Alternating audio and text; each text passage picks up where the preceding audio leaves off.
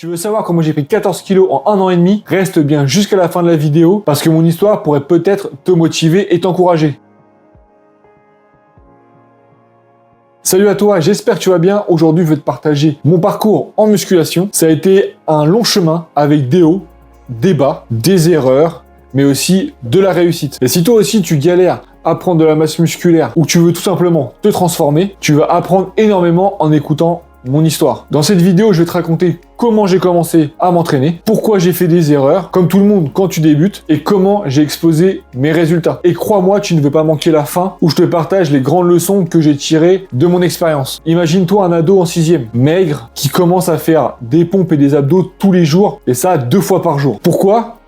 Tout simplement parce que je voulais me sentir plus fort, moins maigre, et surtout qu'on me fasse un peu moins chier. Quand j'étais en 6e, je me trouvais vraiment maigre. Tu vois un peu le genre de physique d'un adolescent qui est en 6e, qui est tout maigrichon, on voit les os et qu'on voit pas trop les muscles. Donc ça me pesait un petit peu. En plus, à cet âge-là, forcément, on commence à se comparer bien sûr aux autres. Et j'avais un peu l'impression, je dirais pas d'être le plus faible, mais j'étais loin d'être le plus fort. Je voulais tout simplement être un jeune qu'on vienne pas embêter et qui va pas embêter les autres. Donc, bien sûr, à force de regarder les films à la télé, de voir de grands héros hollywoodiens hyper baraques, hyper musclés, et être les terreurs dans les films, j'ai décidé, cet été-là, donc l'été de la 6e à la 5e, de tous les matins et tous les soirs, de faire des pompes et des abdos.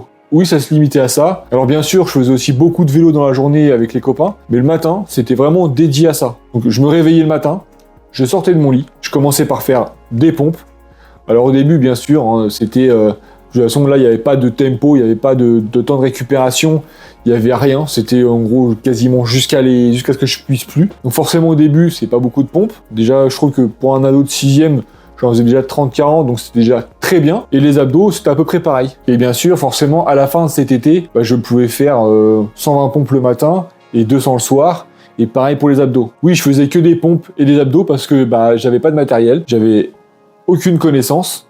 J'avais seulement de la motivation et de ce que j'avais vu plus ou moins dans les films. Le seul truc que je voulais, c'était être plus fort. Et tu sais quoi? Après ces 2 mois d'entraînement acharné, un peu n'importe comment, on pourra dire, les résultats, forcément, ils n'étaient pas satisfaisants du point de vue physique. En même temps, disons qu'à 12-13 ans, on va dire que c'est un peu normal. Surtout, j'avais pas une alimentation adaptée, l'entraînement qui n'est pas adapté non plus, mais j'avais gagné confiance en moi. J'avais gagné un tout petit peu de muscle. Donc pour moi, c'était déjà relativement satisfaisant. Bien sûr, les cours ont repris, et comme beaucoup d'ados, bien sûr, j'ai arrêté la musculation. J'avais d'autres priorités. Déjà, les cours, l'UNSS, alors je sais pas comment ça s'appelle encore à l'heure actuelle, mais c'était en gros tous les mercredis où on pouvait pratiquer une multitude de sports avec des entraînements et des compétitions. Et en plus de ça, je pratiquais le rugby et aussi les jeunes sapeurs-pompiers qui sont arrivés un peu plus tard. Donc ça, c'était plus après vers ma 4e. Mais l'été de ma 6e à ma 5e, ça a planté une petite graine dans ma tête. Je savais que le sport pouvait m'aider à me sentir mieux avec moi-même et dans ma peau. Même si j'étais pas encore prêt à m'investir totalement dans ce sport. Si tu te retrouves dans cette partie, commence petit. Ne cherche pas la perfection, mais il faut que tu sois régulier. Même à cet âge-là, en faire un tout petit peu tous les jours, ça peut t'aider à gagner confiance en toi. Passons au début de l'âge adulte. Parfois, il faut toucher le fond pour pouvoir rebondir. Et c'est exactement ce qui m'est arrivé à l'âge adulte. En grandissant, la musculation est restée un peu en arrière-plan. J'ai fait différents sports, donc comme le rugby, les jeunes sapeurs-pompiers, j'ai fait de l'athlé, j'ai fait du foot, de la course à pied. Et donc forcément, dans ces sports-là, il y avait toujours plus ou moins un peu de préparation physique, donc des exercices de musculation et d'autres type d'entraînement. Mais j'avais jamais pris le temps de m'y consacrer pleinement à ce sport. C'est arrivé dans une période assez compliquée de ma vie. Je travaillais dans une boîte qui me correspondait pas, j'avais un job qui m'allait pas non plus. Ma relation d'époque battait de l'aile. C'était le genre de situation où tu te sens un peu coincé, sans savoir réellement comment t'en sortir. Et pour moi, la solution a été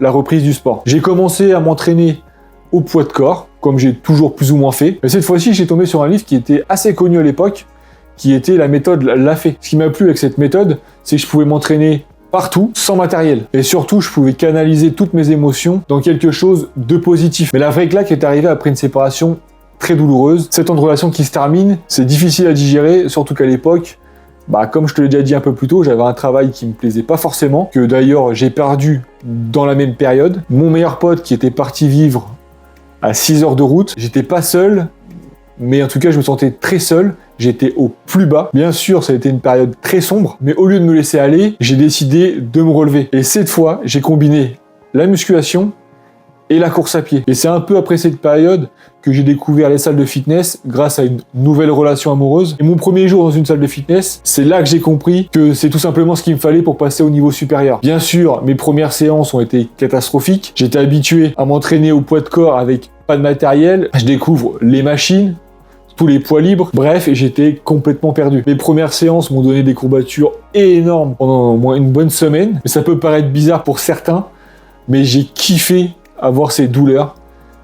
Tout simplement, c'est que je me suis dit, voilà, là je travaille mes muscles. C'est comme ça que je vais devenir énorme. Donc si tu traverses une période très difficile dans ta vie, quelle qu'elle soit, transforme cette énergie en quelque chose de constructif. Le sport, ça peut réellement être une thérapie. Et si ça va pas, hésite pas à en parler autour de toi, que ce soit à tes parents, ton meilleur pote, si tu as des frères et sœurs, ou alors à un professionnel. Ça peut aussi grandement t'aider. Nous arrivons à la transformation de mes 71 kilos à peu près environ à mes 85 kilos. Oui, car avant, j'étais pas épais pour 1m80, 70 kilos à peu près.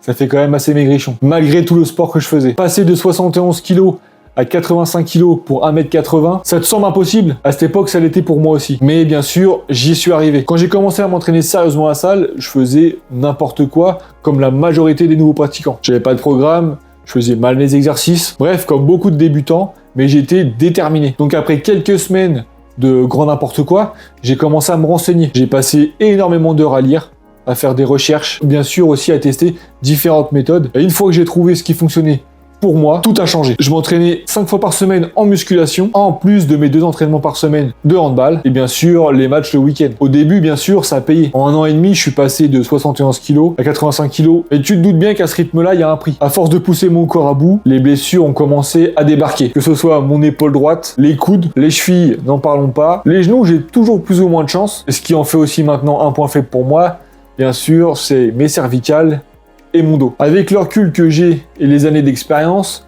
à cette époque-là, si j'aurais pu me parler, je me serais dit, réduis les charges, réduis ton volume, et tu verras sur long terme, tu pourras me remercier. Avec mon expérience, je pourrais te dire que progresser vite, c'est bien, mais ne néglige jamais la récupération. Il faut que tu sois à l'écoute de ton corps et ajuste ton programme si nécessaire. Là, je t'ai parlé que de la partie entraînement.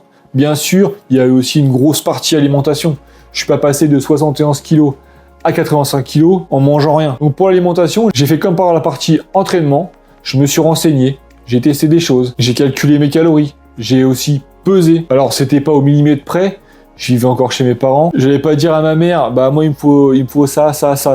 Non, je mangeais ce qu'il y avait. Et après, autour des repas, c'était à moi de m'organiser pour combler ce qu'il y avait à combler. Bien sûr, j'ai eu recours à des compléments alimentaires, mais je pouvais faire mon petit-déj que je voulais, mes collations que je voulais, et bien sûr, le repas du midi et du soir, c'était en famille, donc obligé de manger ce qu'il y avait à manger. Aujourd'hui, je suis toujours plus ou moins à 85 kg, j'oscille entre 85 et 90 kg, mais pas avec la même silhouette. Mais tu sais quoi? Je m'en fous royalement. C'est pas grave en soi. J'ai pas envie de faire de compétition. Ce que je veux, c'est juste faire du sport, donner envie aux gens de faire du sport et être bien avec moi-même. Ma vie est différente par rapport à il y a 10 ans en arrière. Mes objectifs sont aussi différents et surtout j'ai beaucoup plus d'expérience. Ce parcours m'a appris que la musculation, ce n'est pas juste une question de physique. C'est aussi un moyen de te découvrir, de te dépasser et de devenir une meilleure version de toi-même. Maintenant, j'écoute un peu plus mon corps, parce que te dire que je l'écoute totalement, ça serait te mentir. Mais en tout cas, j'emprunte ce chemin-là, d'écouter beaucoup plus mon corps. Je fais des entraînements adaptés à mes capacités et à mes objectifs. Et surtout, je prends du plaisir à m'entraîner. Si tu penses que c'est impossible,